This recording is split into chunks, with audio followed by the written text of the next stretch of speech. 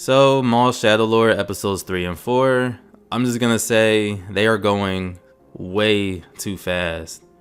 Because the thing they're doing here is that they're having bi-episode releases or just pairs of episodes released every week.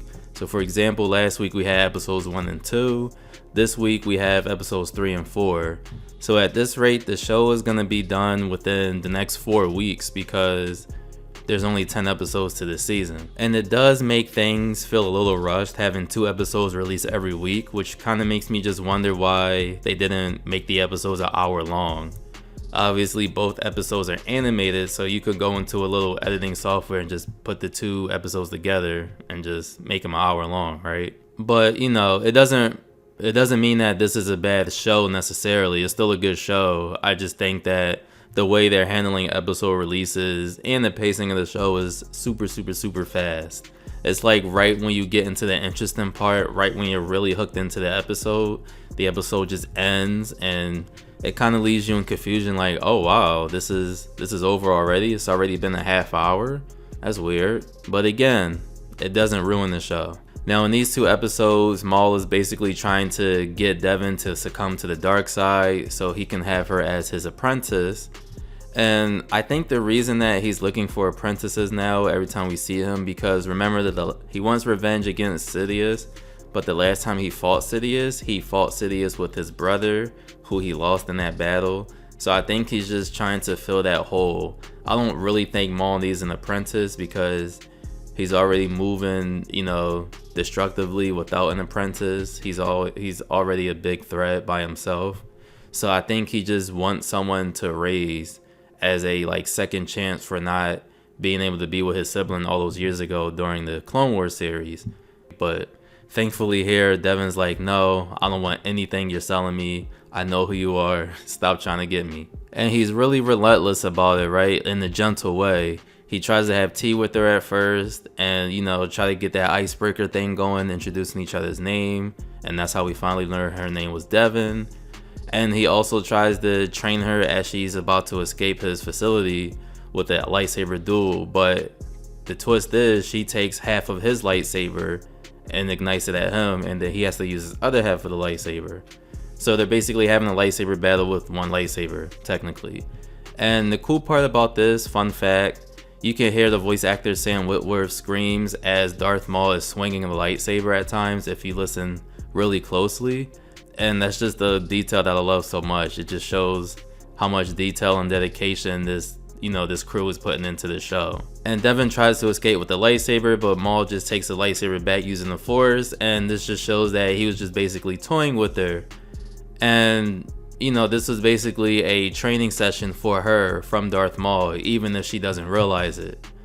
And this kind of reminds me of when Anakin used to train Ahsoka back in the day before Order 66. Because there's a scene where he puts her in a room surrounded by lasers or stun beams, and she had to deflect it.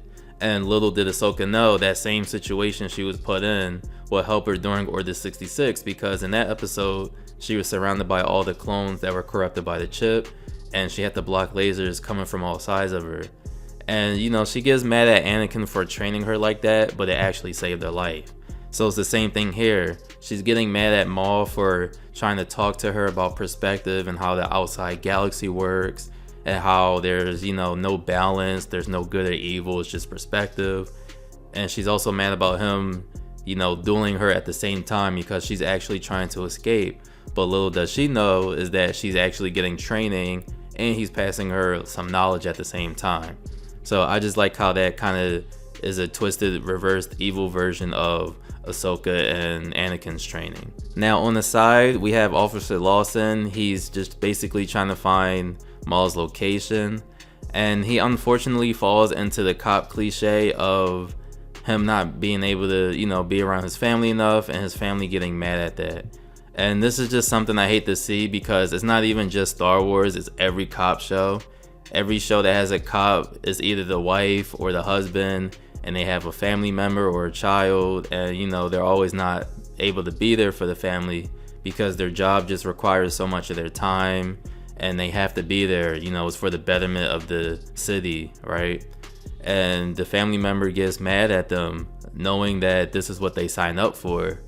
It's like you married a cop, you marry someone who's basically a guardian of the city in a way, and you expect them not to guard the city whenever the city needs it. But this doesn't ruin the show too much, but it is kind of on the nose with it because he has a son who he can't really be there for, but it's not his fault because, you know, his job requires him to focus on finding Darth Maul right now. Because if he doesn't, then his son could get hurt even more, because Darth Maul is a bigger threat to not only them, but to that entire planet they're on. Now in episode 4, there's a little part of Maul's character that starts to get annoying story-wise, and it's just that he calculates everything too perfectly. Like, I like a villain that could be calculated, but every single thing falls into his lap. It's not like he has the power to see the future and he's doing all of this, or he doesn't have, you know, hypnosis and he's forcing people to do the actions that he calculated. No, he's just saying, oh, if I do this, then this will happen, and then this will happen, and this will happen, and everything just literally falls into his lap perfectly, even if someone strays away from a path that he had in mind. So if Devin actually, like how he tried to train Devin and keep her at the hideout, she escaped during their duel and he let her because that was part of his plan apparently. But what if she had chosen to stay? Then things would be a lot easier for him on that end too.